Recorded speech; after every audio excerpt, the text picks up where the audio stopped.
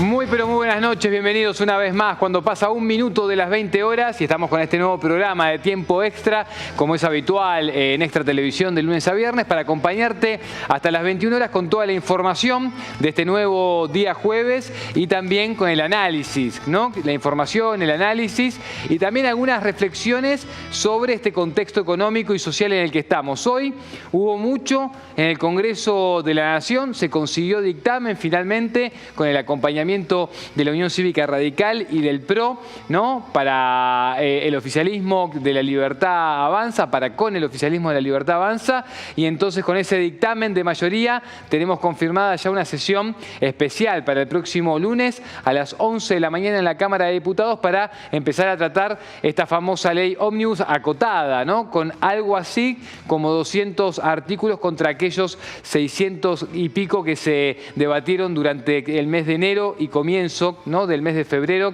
en el Congreso de la Nación.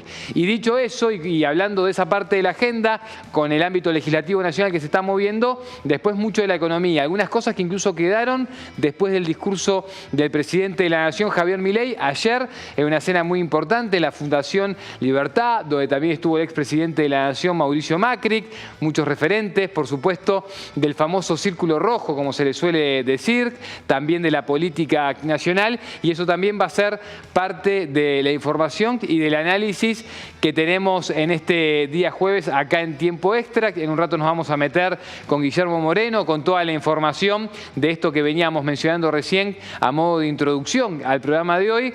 Y después también tenemos invitado a otro economista para hablar de estos temas y sobre todo de esto que te mencionaba, de lo que dejó ese discurso de Javier Milei ayer, donde, bueno, hoy habrás visto en redes sociales que gran parte también de lo que llamó la atención fueron las imitaciones que hizo el presidente de la Nación sobre las críticas que está recibiendo en estos momentos por la gestión económica que está haciendo y llevando adelante el gobierno nacional de la Libertad Avanza y que encabeza el presidente Javier Milei, ¿no?, presidente de la Nación. Pero vamos a meternos en los temas internacionales antes de ir a la política y a la economía nacional, porque, claro, hay novedades en España y Pedro Sánchez, el presidente de ese país, salió con algunas declaraciones a partir de diferentes agravios que recibió su esposa, amenazó con la renuncia en España por la investigación que tiene su esposa en estos momentos. Necesito parar y reflexionar, dijo el presidente español, y a partir de eso, claro, está temblando la política española con un sector también de la política de ese país más vinculada a la centroderecha y a la derecha de España, ¿no? El Vox, entre otros de los espacios que podemos mencionar en ese sentido y en este debate. Pero saludamos al analista internacional, Gonzalo Fiore Viani, que está ya en contacto. Gonzalo, ¿cómo estás? Acá Nicolás Márcico y el equipo de Extra Televisión te saluda. Hola, ¿qué tal? Muy buenas noches. Un abrazo grande y un saludo a toda la audiencia. Gracias por el tiempo, Gonzalo.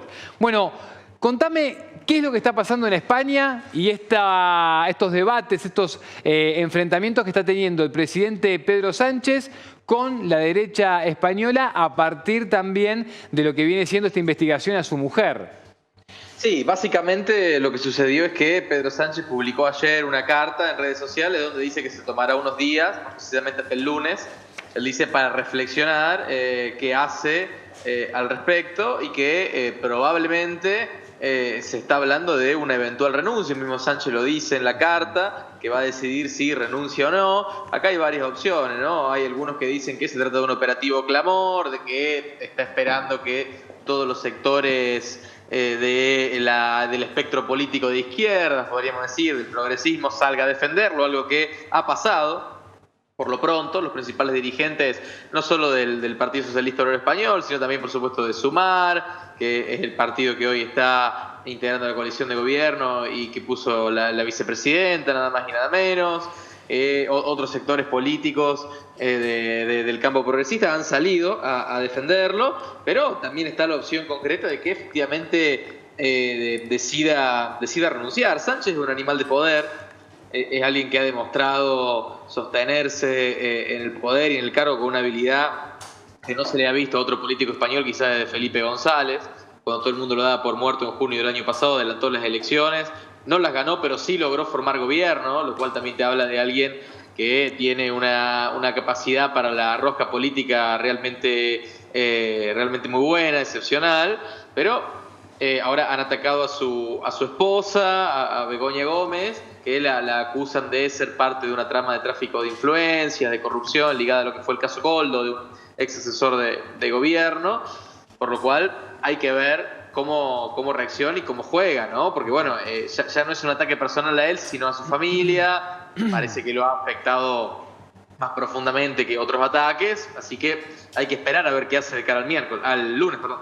Bien, Gonzalo, ¿qué se puede esperar en las próximas horas y en los próximos días en España? ¿Y qué podría pasar si Pedro Sánchez renuncia a su mandato? Bien, lo que se puede esperar por lo pronto hay que ver qué hace el lunes, porque tiene varias opciones Sánchez. Por un lado puede no renunciar y seguir como está y bancar la investigación desde el cargo de presidente, la investigación sobre su esposa. Puede directamente renunciar y en el caso de que renuncie, el rey tiene que convocar nuevas elecciones y se tiene que conformar nuevo gobierno de acuerdo a los resultados de las nuevas elecciones. Ahí eso sería el escenario más que generaría más impredecibilidad, digamos, ¿no? Porque generaría ahí un terremoto político donde, bueno, tendría que salir a jugar distintos actores, tanto del PP como de Vox, como del mismo PSOE, como de Sumar, de la derecha, de la izquierda, de la extrema derecha, etcétera. Y ahí habría que ver cómo se reconfigura el panorama. Y por otro lado, otra opción que tiene Sánchez, que se está hablando más en las últimas horas, es que puede llegar a pedir una moción de confianza en el Congreso. Es decir, que podría presentar su renuncia a disposición del Congreso, que debería elegir si lo ratifica en el cargo o no. Y eso también podría generar ahí una cuestión política interesante, porque bueno, se volvería a rediscutir toda la cuestión de las alianzas del PSOE. Hay que recordar que para formar gobierno Sánchez tuvo que arreglar con los partidos independentistas catalanes, con los vascos, etcétera, etcétera, ¿no? Entonces habría que ver ahí, se probaría las fortalezas del presidente y del gobierno. Hoy es una coalición de gobierno entre el PSOE y Sumar, pero dentro de esa coalición de gobierno, la verdad es que Sánchez es la principal figura, los votos no son transferibles y todos los votos se los atribuyen en gran parte, por lo menos un 70%, a la figura política propia de Pedro Sánchez. Bien, Gonzalo, te pregunto también, en medio de los conflictos que estamos teniendo, tanto con esa guerra que continúa y que ya lleva más de 2 años entre Rusia y Ucrania, lo que está pasando también con las repercusiones después del ataque de Irán con Israel, ¿cómo juega? Porque Europa no está en un momento tranquilo, no está en un momento fácil, Macron también tiene sus movimientos internos en Francia, España como integrante fundamental de la Unión Europea, en medio de un conflicto bélico también que puede escalar a mayor nivel. También, se pondría en una situación sensible si avanza lo de la renuncia de Pedro Sánchez. ¿Cómo juega los conflictos bélicos en medio de esto que estamos charlando?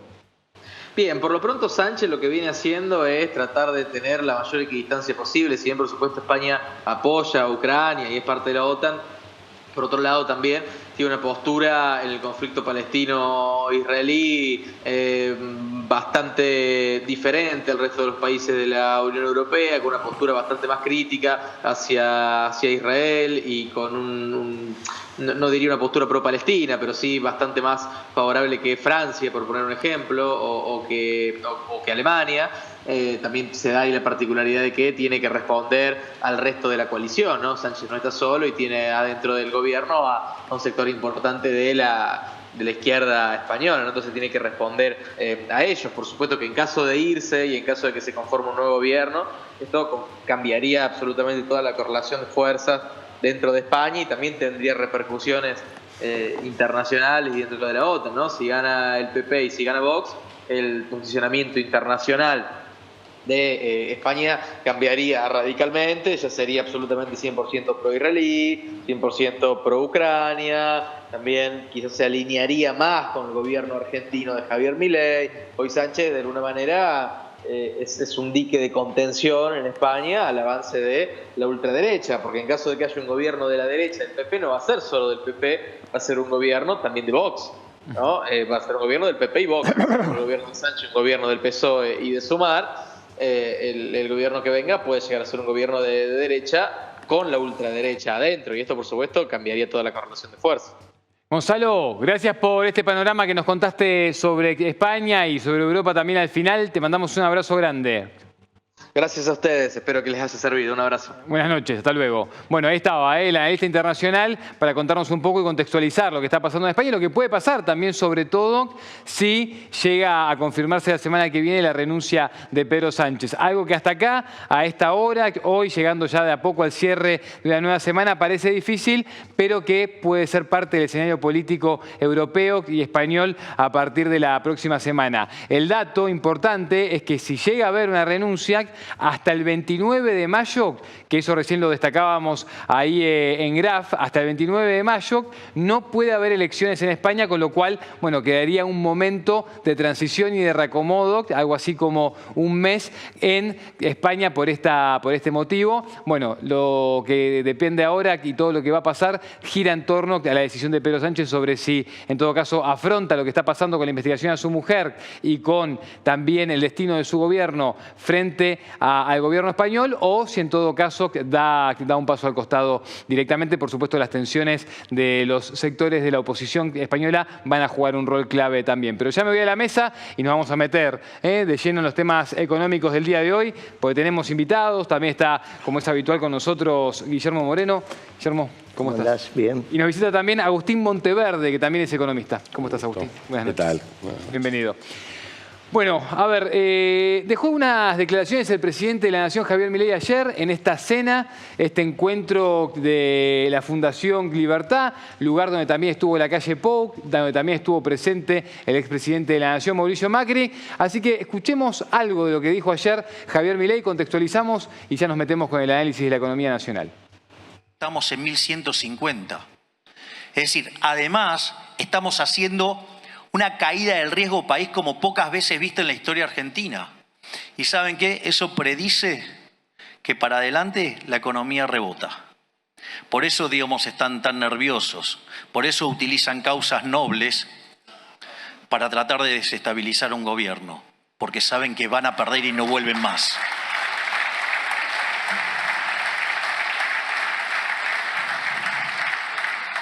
Por lo tanto, fíjense que cuando nosotros recibimos ese déficit monumental de 15 puntos del PBI, 5 en el Tesoro y 10 en el Banco Central, hoy, entre el ajuste que hicimos en el Tesoro y el ajuste que lleva hecho el Banco Central, de 15 puntos lo bajamos a 13.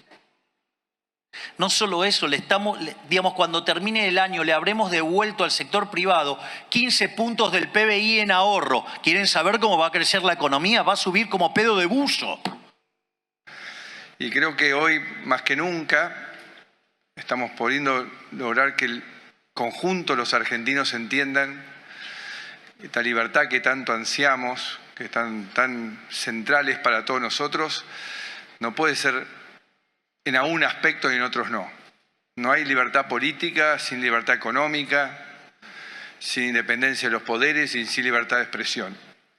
Y hoy más que nunca creo que, y me alegra que en un instante vaya a compartir este evento nuestro querido presidente de la República Argentina, que está en una batalla épica por recuperar esas libertades. Y creo que lo central, y que compartimos todos los que estamos acá, es que nos libere de este peso que significa un Estado asfixiante, agobiante y sus regulaciones, que ha impedido que los argentinos podamos crecer.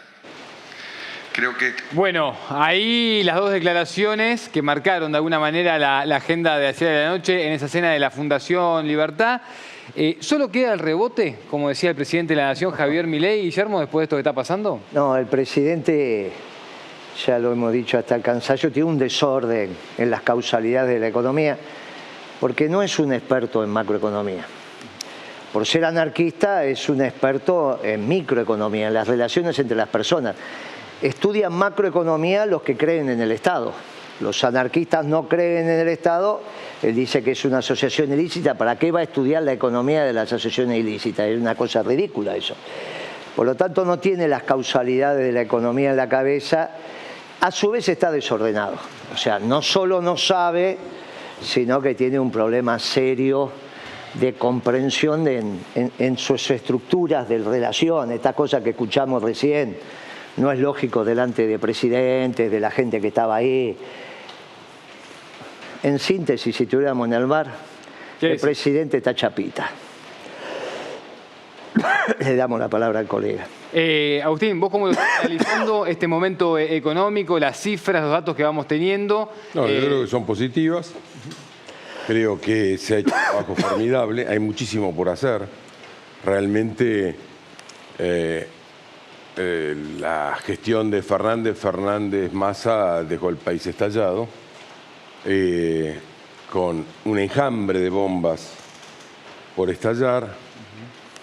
Hay algunas que se han desactivado, hay otras que todavía no se han desactivado, que algunas están camino a desactivarse, otras están recién comenzando, pero hay mucho trabajo por hacer. Sin embargo, creo que el avance es consistente. Creo que ha habido, digamos, una evolución en materia de inflación muy positiva. Yo lo que les digo es la medición de distintas encuestadoras de precios y de consultoras, de diversas, todas dan unívocamente no solamente una inflación en el dígito para este mes, sino que un dígito cómodo, no ahí tocando los dos, con la inflación núcleo realmente hundida, yo diría, y que eso abre un panorama hacia adelante positivo, en cuanto que con estos niveles de inflación uno debiera esperar ajustes salariales que empiecen a ubicarse levemente, pero levemente por encima de la inflación, con lo cual que la gente pueda empezar a sentir que tocó fondo, que hizo pie, seguir para adelante, ¿no? Escuchemos lo que decía Adorni sobre esto que recién mencionaba Agustín Monteverde, claramente los contrapuntos, ¿no?, de lo que se está viendo hoy de la economía nacional, que tenemos el programa por delante y unos cuantos minutos para poder analizarlo. Pero mirá lo que decía Adorni sobre la expectativa con la inflación de un dígito. Ayer conocimos por parte de algunas consultoras privadas estimaciones de la inflación núcleo de la semana anterior. Las mismas rondan entre el menos 0,8% y el 1%, de acuerdo a, por supuesto, predicciones que indican que la inflación de abril se estaría dando en torno al dígito. También nos enteramos que vuelve el crédito hipotecario en la Argentina. Hay un banco que ofrece $250.000 a 30 años por el 80% del valor de la propiedad. Prepagas que bajaron sus planes de salud en un 22%. Algunos supermercados que han congelado algunos de sus productos por 3 meses, sin que haya, por supuesto, controles de precios. Hay alimentos con descuentos, según el FMI. Argentina sobrecumplió los objetivos del primer trimestre y, bueno, por ejemplo, medios como The Economist sitúa a la Argentina como el segundo mejor país del mundo en vistas de favorecer inversiones privadas los próximos años. Agustín, te hago 2 preguntas. Una tiene que ver con que gran parte de lo que fue esta acumulación de reservas de los últimos meses tuvo que ver con un recorte tremendo en algunas áreas muy específicas y sensibles. Se habló mucho de la educación. Bueno, tuvimos una marcha muy importante hace 2 días en todo el país y en el centro porteño. Y después lo otro es lo de las líneas de crédito, porque entiendo que en la técnica económica está esto de que, bueno, baja la tasa de interés, se desincentiva el ahorro en el banco, se saca el capital, eso genera que haya más oferta, ¿no? Y la ecuación hace que haya más oferta de crédito más barato, más accesible. Pero hasta acá lo único que se ofrece son líneas de crédito UVA que ya durante la gestión del expresidente Macri no salieron bien. los créditos suba. La verdad es que desconozco la línea esta que están ofreciendo, así que no voy a hablar de ella. De esa línea no me dedico a hacer opinamos, perfecto. No me dedico a hacer publicidad de lo que ofrezcan los bancos. Lo que sí voy a hablar de la primera parte de la pregunta, que es netamente macroeconómica, y ahí tengo que explicar, porque evidentemente... Exacto. Para eso la pregunta. Bueno, las reservas no tienen absolutamente nada que ver con los recortes que puede haber del gasto. O sea, son dos cosas diferentes. La política cambiaria o monetaria, más allá de que sea buena, mala, regular, como te guste, con los recortes de gasto. Haya recortes de gasto, no haya recortes de gastos, las reservas pueden subir o bajar porque son afectadas por otro tipo de decisiones. Así que la recuperación de reservas netas, esto es interesante, el gobierno de Alfonsín le dejó al de Menem sin reservas. Ya eso fue una extravagancia, ¿no? Pero el gobierno de Fernández le dejó a la gestión que siguiera reservas en rojo, netas en rojo. Esto del término netas nació en un informe mío en el año 2008. En ese momento todavía el término no se usaba. Es más, costó bastante tiempo que se empezara a adoptar. Porque las reservas que informa el Banco Central como reservas internacionales, sabemos que son para la vidriera, pero la verdad que no se pueden usar. Esa reconstrucción de reservas netas, que estaban 12.000 millones de dólares en rojo, ha sido, bueno, producto de otro tipo de medidas que tienen que ver con la política monetaria, cambiaria, etcétera. Así que los recortes de gasto, en todo caso, tienen que ver con la mejora de los resultados fiscales. Ya, pues habló mucho en las últimas semanas de, bueno, vos dejás de pagar cosas, corres al estado de inversiones que venía haciendo, de compromisos que tiene. Pero eso no afecta a las reservas. Ajá. No afecta a las reservas porque las reservas son en divisas. Lo que vos me puedes decir es que si el Estado deja de pagar la luz, estarán a oscuras y gastará menos en pesos, pero eso no afecta a las reservas internacionales. Lo que sí afecta a las reservas internacionales es que el tipo de cambio sea más o menos competitivo, que se empiece a liquidar la cosecha o no que se empiece a liquidar la cosecha. Incluso eso es un factor que ni siquiera tiene que ver con la política económica, sino con un momento temporal del país. Por supuesto que acá sí se apuntó a la recuperación de reservas. Recordemos que hubo una devaluación al comienzo de este gobierno. Todo un régimen por el cual los exportadores pueden liquidar parte al tipo de cambio oficial, parte en el contado de cambio financiero. Contado con liqui. Claro, el contado con liqui, porque el MEP es interno. Y bueno,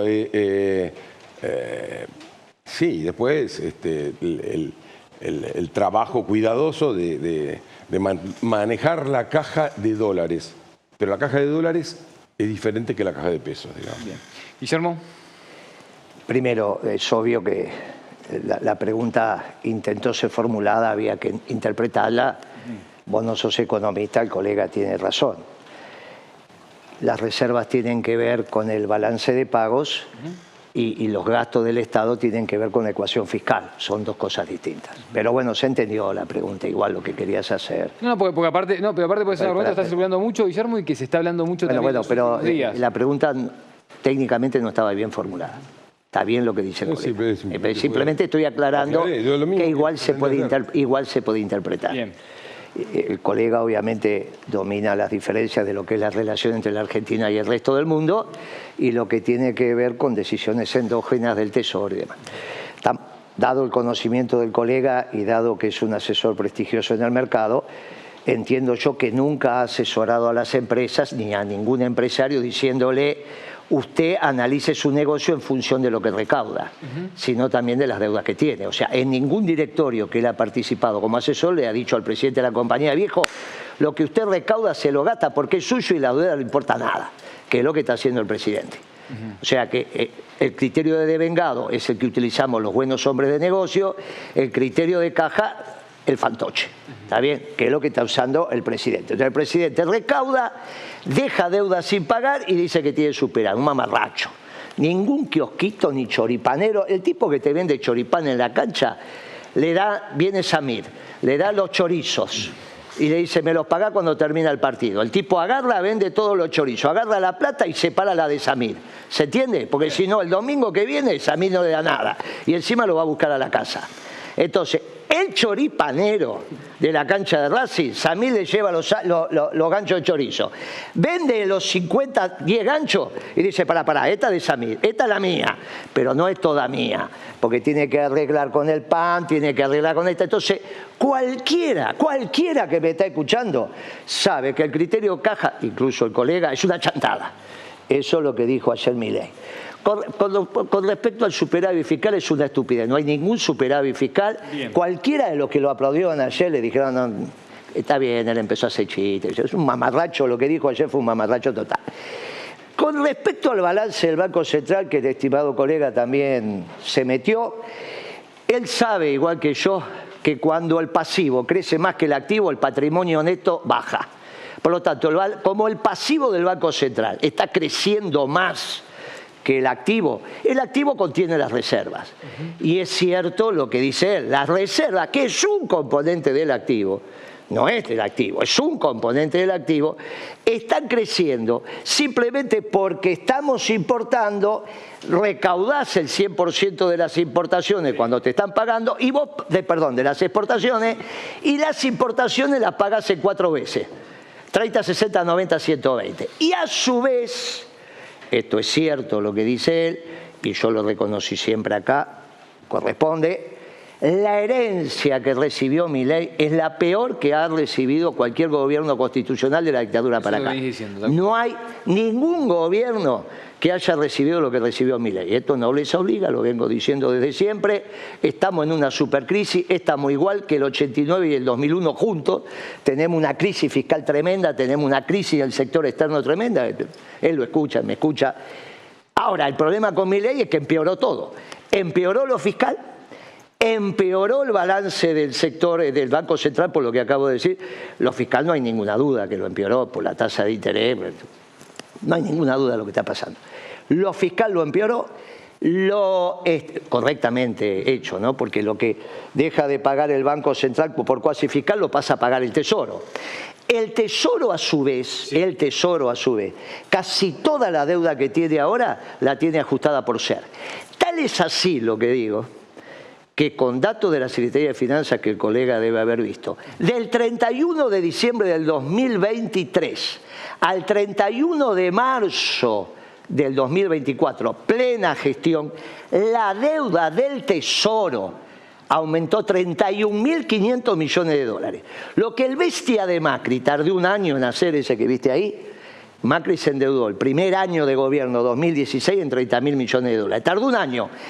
Milei lo hizo en 3 meses. Esos son datos de la Secretaría de Finanzas. Los dos los recibimos y los dos los tenemos. Por eso me está diciendo si es correcto.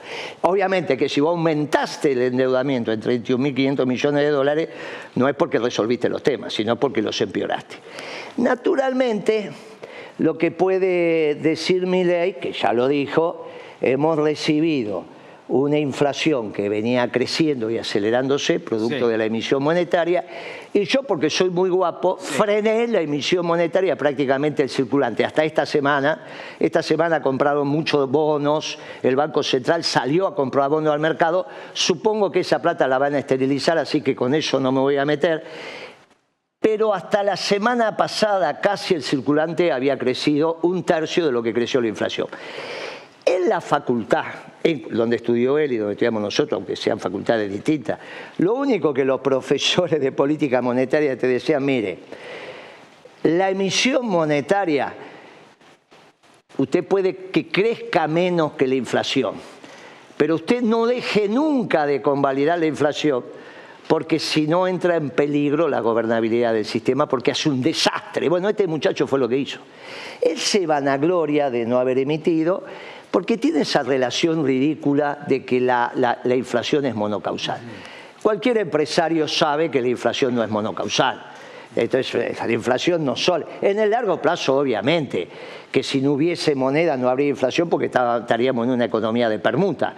Es obvio que en el largo plazo la existencia de la moneda te genera los nominales y la inflación. A de corto plazo, que es donde vivimos todos, la inflación tiene múltiples causas. Conclusión.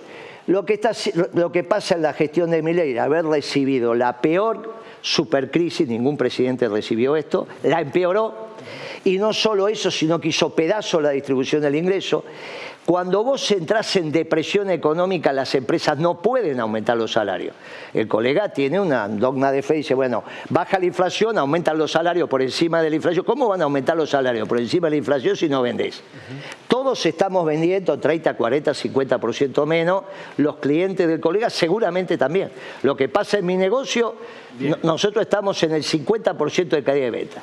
Y no solo eso, sino que la destrucción de valor, salvo la valorización especulativa de algunas empresas que cotizan en bolsa o incluso en la bolsa extranjera a través de los CDRs, vos lo que tenés, que no son las acciones, pero son algo similar a las acciones, la destrucción de valor que ha habido en la economía argentina en términos de capital no lo he visto nunca.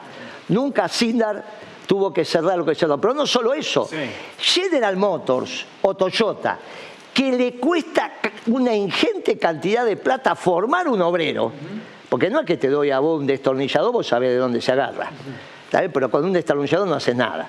Formar un obrero de la línea de montaje de General Motors, de Toyota, es meses y plata. Bueno, ahora dice retiro voluntario, así que vos imaginate lo que está pasando en la economía argentina. Esto es un desastre y no hay ningún indicador, ni micro ni macro. Y para terminar, no hay ningún incentivo a la inversión porque no hay incentivo al ahorro.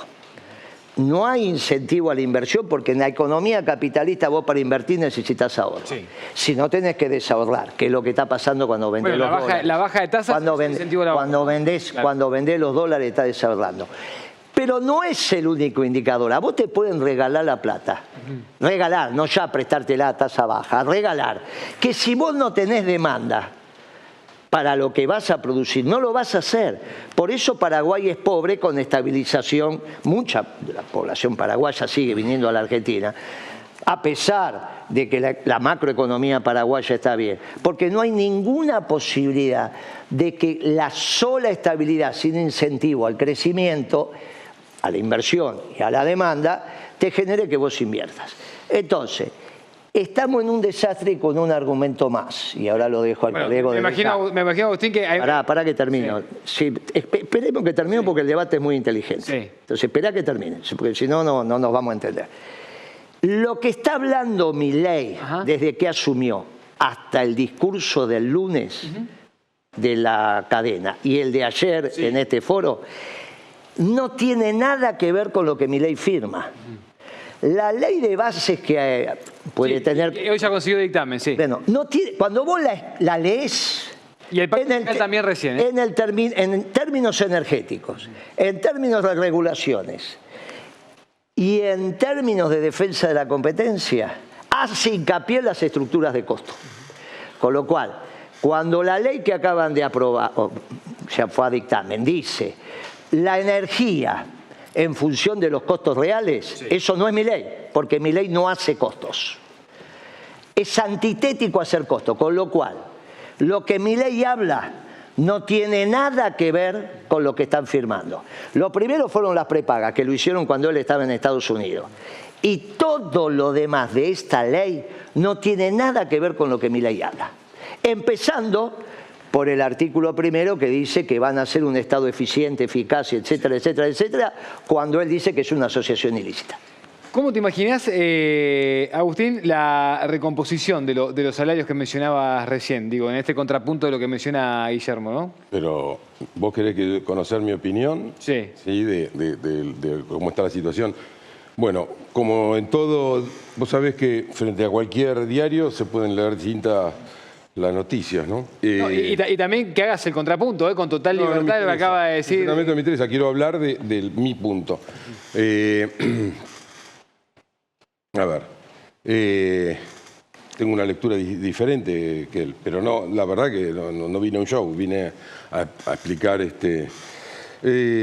yo creo, a ver, es real lo de la diferencia entre devengado y caja, lo cual no quita que el superávit esté y sea a ella un superávit de caja. De caja es verdad. Sí, de caja. Ahora bien, básicamente creo que ha habido un trabajo enorme, decía, tanto en materia fiscal como monetaria, de reordenamiento, de desregulación, pero concretamente no solamente está la caída sistemática de la inflación, mes tras mes, semana a semana, la verdad que no vi al vocero lo de ayer, pero los números que sí, de 8 y 9%, dijo claro. son muy parecidos a eso. Más allá de eso, a ver, acá, del apretón fiscal lo conocemos más o menos todos. Ha habido, es cierto que está bajando la recaudación, pero baja mucho más el gasto que la caída de la recaudación, con lo cual eso le permitió al gobierno generar un ahorro que le permite estar cómodo en los próximos meses, incluso yo creo que le permite incluso si quiere aflojar un poco la cincha.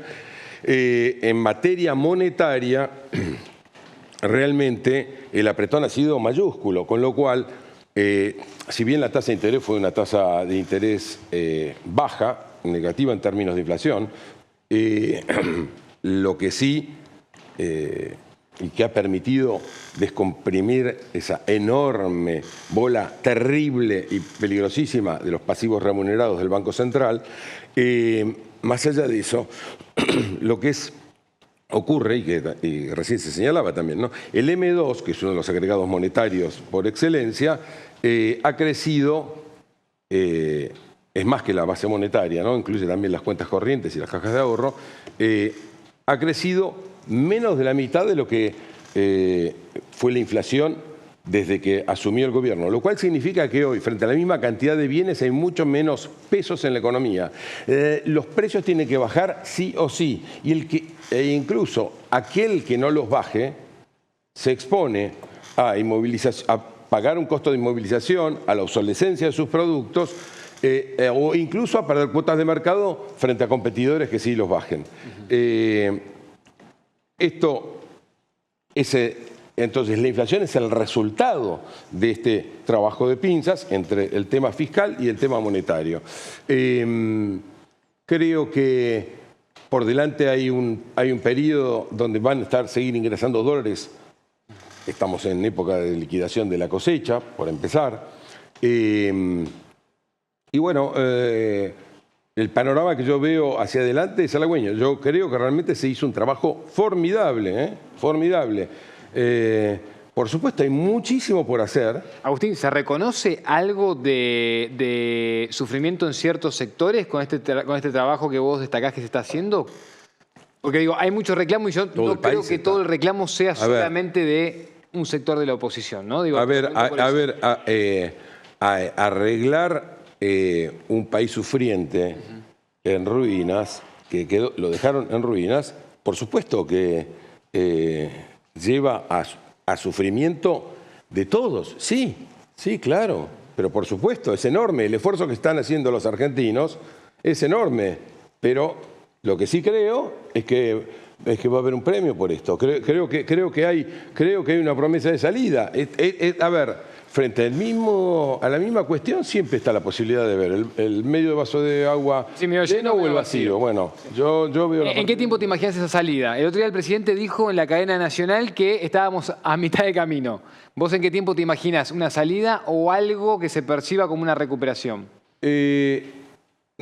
Yo no soy tan amigo de los pronósticos de que vamos a salir en tal momento, pero creo que... Yo creo que acá lo que va a ser definitivo es si se aprueban las leyes que está impulsando el gobierno o no.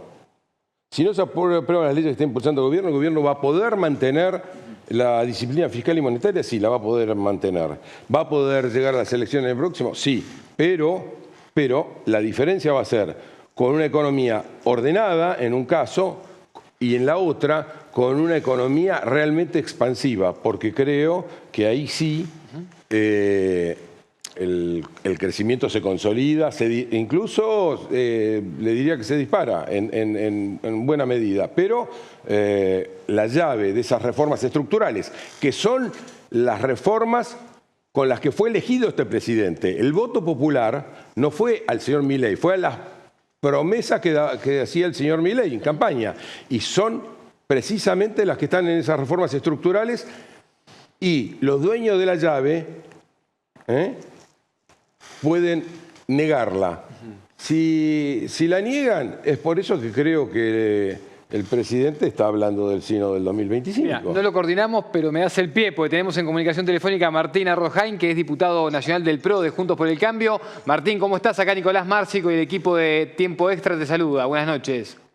Nicolás, buenas noches. Gracias por el llamado. Bueno, la noticia del día, Martín, sin duda es que se consiguió el dictamen para la famosa ley ómnibus, ¿no? Acotada, con muchos menos artículos de lo que fue aquel proyecto de ley que se envió en enero al Congreso de la Nación. Y recién, noticia de hace un rato nada más, también el dictamen para el pacto fiscal. Todo esto va a sesión el lunes a partir de las 11 de la mañana.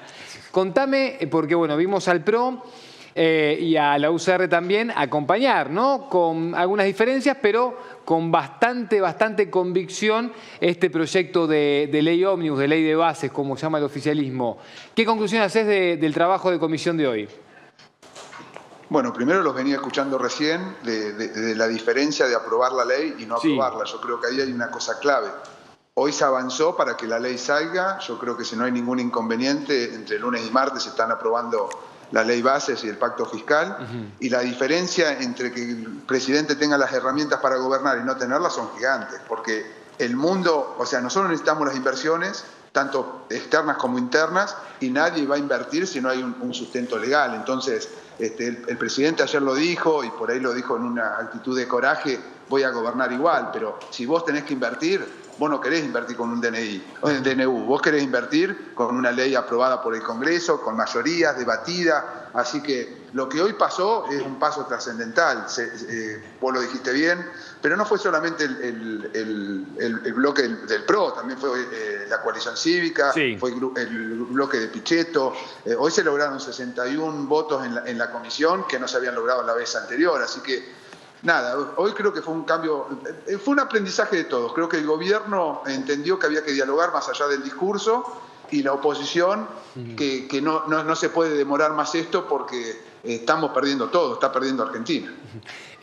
¿Sobre qué artículos? Porque hay varias diferencias dentro de Juntos por el Cambio, digo, sacando que la coalición cívica, lo aclaramos por si alguien que está mirando no lo sabe, se corrió de Juntos por el Cambio y hoy es parte del bloque que conduce Miguel Ángel Pichetto, pero hay diferencias entre la UCR y el PRO con respecto a los distintos artículos y puntos de la ley bases. Martín, ¿qué va a destacar el PRO o en qué está llamando la atención el PRO? Nosotros desde el primer momento, el PRO hizo, sobre todo en enero y febrero, vos pensás que la ley base es la misma. Hoy el peronismo nos chicaneaba de la improvisación, del apuro. Estamos desde enero trabajando esto y, como lo dijiste vos, pasamos de 600 y pico de artículos a 300. O sea, acá hay un trabajo muy grande. Desde el primer día, el PRO lo que dijo era, en el primer proyecto no había movilidad jubilatoria, eso lo logró el PRO. Iban sobre las economías regionales, que la estaban pasando muy apretado, y en eso no se tocó. Hablamos de reforma laboral. Entonces, la verdad que el trabajo, siempre con una predisposición muy grande del PRO a darle las herramientas al presidente para que pueda gobernar. En los otros bloques hubo muchos peros y muchas dudas, que hoy se fueron sacando y lo fueron conversando más, pero lo más importante para nosotros acá es que el presidente tenga las herramientas para hacer esos cambios. Él lo anunció en campaña, mucha gente no le creía, no lo va a hacer, y el hombre llegó y empezó, y como lo dice él, puede gobernar hasta sin el acompañamiento político. Lo que pasa es que no es lo mismo para un tipo que va a invertir o para una empresa que va a invertir las garantías.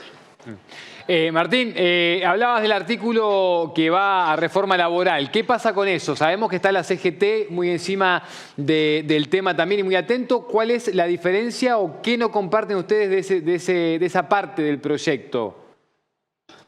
Bueno, nosotros desde el bloque éramos más optimistas, tanto en reforma laboral como impositiva. Éramos más ilusos en hacerlas más de fondo, y en realidad lo que uno te demuestra con estos 4 meses de trabajo, que tenés que ser realista. El lunes se va a aprobar la ley posible, la que se consensuó con el radicalismo, con el bloque de Pichetto, que tenían mucho más reparos, y bueno, obviamente se fue achicando ese proyecto que uno tenía con una reforma de fondo. Pero bueno, te vuelvo a repetir, lo que te demuestra la realidad y lo que te demuestra el Congreso, que sale la ley, que es posible que se vote. Después el resto es fantasía.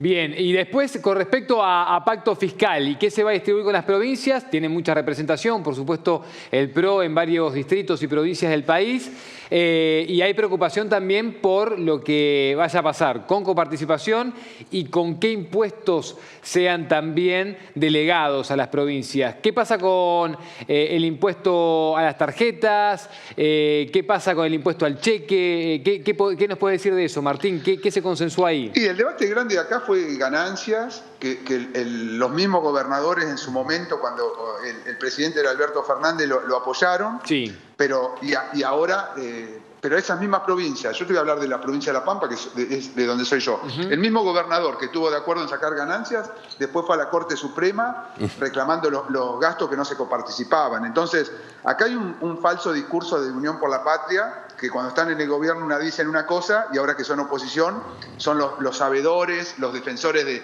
del pueblo, de la educación, de los jubilados, cuando destrozaron todo. El presupuesto del año pasado estaba congelado por Alberto Fernández, de educación, por Alberto Fernández y por Massa, y sin embargo ahora marchan en las movilizaciones populares que hace la educación, defendiendo una educación pública, gratuita, que es lo que todos los argentinos queremos, se cuelgan de esas marchas. Entonces, hoy es muy peligroso. Lo que decimos nosotros es: démosle la herramienta al presidente, por eso es tan importante el pacto del 25 de mayo en Córdoba, porque el presidente solo no lo va a poder hacer, lo tiene que hacer con todos los gobernadores. Y ahí se pueden discutir los índices de coparticipación, cómo vamos a salir adelante, pero no enfrentándonos entre nosotros. Entonces, piden diálogo, pero cuando el presidente convoca al pacto del 25 de mayo, el gobernador de La Pampa es el primero en decir que no va. Bien, Martín, ¿crees que se construye y que esto sale entre lunes y martes en el recinto, que habrá mayoría? Sí, yo no tengo dudas que sale. Hay muchas cosas, o sea, la marcha del martes fue muy importante porque desnudó un montón de cosas. La política está en la mira del ciudadano y no se van a poder hacer los distraídos. O sea, esta ley tiene que salir, el presidente tiene que tener las herramientas para poder gobernar y la sociedad va a seguir muy atenta a todo, porque hoy no se casa con nadie, estamos todos en la mira. El periodismo también. Hay una sociedad en Argentina que se despertó y que ya no se compra nada. Entonces, todos tenemos una responsabilidad enorme y el Congreso tiene que darle la herramienta al presidente para poder gobernar. Si avanza Unión por la Patria con este llamado a una sesión especial para debatir el DNU, imagino que el PRO no está dispuesto a acompañar una sesión para debatir el DNU, ¿no? Lo que pasa es que Unión por la Patria hoy se hace, te vuelvo a decir, ayer convocan a una reunión sobre educación cuando hoy teníamos la ley bases. O sea, te van corriendo, cuando son gobierno, usaron el Congreso, en realidad no lo usaron, lo congelaron, hicieron una escribanía durante 20 años. Y ahora te corren con los temas. Entonces, si nosotros tenemos un proyecto donde el presidente fue votado por el 56% de los argentinos, está logrando los consensos, está logrando objetivos porque están bajando la inflación, está empezando a acomodar un poco la economía. ¿Por qué vamos a dejar a estas personas que siempre hicieron lo que quisieron, que vapulearon a la prensa, vapulearon a la política, vapulearon a la sociedad, ahora que nos marquen la agenda? En ese sentido no nos vamos a prestar. Martín, gracias por el tiempo, te mandamos un abrazo grande. No, gracias a ustedes como siempre. Gracias. Bueno, dos cosas que también pasaron en las últimas horas. Uno tiene que ver con lo que hablábamos recién en el Congreso. Quiero que escuchemos lo que dijo Agos Carreño, diputado del bloque de Hacemos Coalición Federal. Y después lo que dijo Milei sobre el Banco Central también anoche. Y ya con eso entramos en la recta final y terminamos de analizar los temas del día. Mirá. Para que volvamos a lo que es la senda del crecimiento y sobre todo de la inversión. Celebramos que esta vez lo que fueron las reuniones se hicieron en la Cámara, salvo Caputo vinieron funcionarios de mucha jerarquía a negociar, a hablar, a discutir, tuvieron mucha predisposición para mejorar lo que es la ley, con nosotros. Resulta raro que el presidente pida un pacto, la verdad que lo pide, que mande a sus funcionarios, que negocien con tanto esfuerzo y que después diga en un discurso medio raro que no le importa que tiren la ley. La verdad que es raro, porque la verdad que los funcionarios vienen, discuten y se los ve muy preocupados para que esta ley no se caiga. Por lo tanto, me parece que, no sé si se refería a sus funcionarios o a nosotros cuando decían que no le tiren la ley, por favor, pero la verdad que sería bueno que atento a estos antecedentes el presidente no utilice Twitter hasta la sesión, porque estaría bueno que no ponga en riesgo la verdadera aprobación de esta ley. Miren, yo creí que tener un banco central que hiciera las cosas bien, digamos, era posible. Es más, mi gran ilusión fue que cuando tuvimos el mejor banco central de la historia, que fue el que presidió Federico, yo creí que podíamos tener banco central hasta el 28 de diciembre del 2017. Digamos que se lo llevaron puesto. Y así fue lo que gastilló el retorno del kirchnerismo. Entonces, en ese sentido, ahí, a mí, digamos, el Banco Central solo es cuestión de tiempo. Ya lo voy a agarrar. Bueno, el Banco Central es solo cuestión de tiempo, dice el presidente de la Nación, Javier Milei, que finalmente lo está considerando y lo sigue considerando como parte de su estructura después de algunas cosas que se dijeron en campaña. Sobre esto, ¿qué rol tiene el Banco Central? El Banco Central, Agustín, o sea, ¿lo ves necesario para lo que está haciendo Javier Milei? ¿Qué interpretás de esto que dijo último de ya lo voy a agarrar? ¿A dónde crees que apunta con su política en ese sentido? A ver, el Banco Central en el esquema de una economía como a la que él apunta, el Banco Central perfectamente puede no existir si la superintendencia de entidades financieras. Eso es inevitable. Alguien tiene que estar supervisando los bancos. Pero digamos, la moneda no necesita, digamos, el manejo de la moneda es lo que precisamente Milei quiere sacar. Y bueno, y eso existe en otros países. Es decir, lo que pretende justamente es quitarle al gobernante el poder de emitir pagarés sin respaldo, que eso es lo que es la moneda, de estafar la fe pública, haciendo creer que los billetes que nos entregan tienen algún valor cuando se emiten a carradas. ¿Para qué? Para pagar el gasto.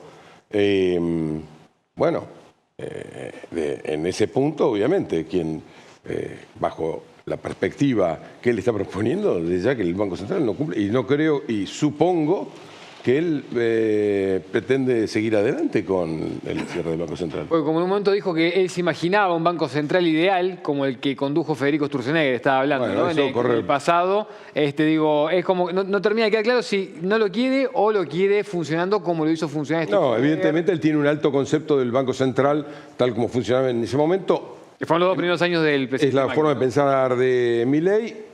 Yo tal vez no la tengo tan elevada, pero bueno, esto es cuestión de cada uno. Francamente, el Banco Central ya desde el año 2010 se dedicaron, en realidad ya había empezado en el 2008, a vaciar prolijamente al Banco Central, patrimonialmente, haciéndole pagar parte de la deuda que tenía el Tesoro, con lo cual lo que esto significa es que el Tesoro no ahorraba para repagar los compromisos que tiene, y entonces se le ordenaba al Banco Central que terminaba defraudando la fe pública, repito, porque es en definitiva quien maneja la moneda argentina. Bueno, así fue que los balances del Banco Central, los activos del Banco Central, que es cierto, hay mucho más que las reservas, lo mucho más que hay son títulos del Tesoro, que valen, bueno, ahora valen mucho más, pero ¿cuánto era que valían hace 4 meses? O 5.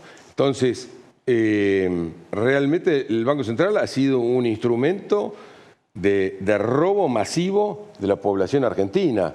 Que hay bancos centrales que funcionan y que funcionan razonablemente, sí, claro. De cualquier manera, ocurre que los gobiernos, en definitiva, tienden a usar al Banco Central, cualquiera sea su nombre, como una herramienta. Y eso es lo que lo hace peligroso, porque están manejando la moneda con la cual la población ahorra. Guillermo, nos quedan 2 minutos para el cierre del Banco Central. Y la teoría, vos venís hablando mucho de la teoría de Milei y algunas contradicciones. Imagino que acá... Bueno, las contradicciones de Milei son las contradicciones que se exponen acá, por el colega. Vos imaginate que lo que está haciendo Milei es solidificar el peso, porque es el bien más escaso desde el criterio de Milei, que asemeja la moneda al bien. Eso ya empezó con Redrado, que hizo un mamarracho tremendo. En su momento me mandó un expediente diciéndome como secretario de Comercio que aplicara la ley de abastecimiento porque faltaba moneda. Y yo se lo volví a decir, mire, el secretario de Comercio se ocupa del comercio de bienes y servicios. La moneda no es ni bien ni servicio. Pero bueno, a veces los banqueros tienen cada lío en la cabeza, incluido Milei. El bien que está escaseando, entre comillas, la moneda, porque él está haciendo fuerte el peso. Hoy, por ejemplo, el lunes, la mayoría de las cuevitas de la periferia, si vos ibas con dólares no te los tomaban porque no tenían pesos. No tenían pesos. Hasta la tarde, que los mayoristas lo abastecieron, lo habían abastecido a la tarde del viernes. Sábado y domingo vendieron, por lo tanto, lunes hasta las 3 de la tarde no tenían pesos. Vos ibas con 100, 200 dólares, no te podían cambiar. No tenían, no te estoy hablando la que está vinculada a los bancos, te estoy hablando lo de la periferia. Él lo sabe y yo lo sé. O sea, hoy el tema central es que Milei te está generando la valorización del peso. Por eso el tipo de cambio pasa lo que está pasando, que perdió la competitividad que perdió. Ahora, por el otro lado, él te dice que viene a hacer una transformación para siempre, está valorizando el peso, pero no se tiene fe. Por lo que acaba de decir él, no, después la política viene y te cambia todo y bla, bla, bla. Él puede hacer desaparecer el Banco Central y el peso, va a venir la política y vuelve a hacer todo de vuelta.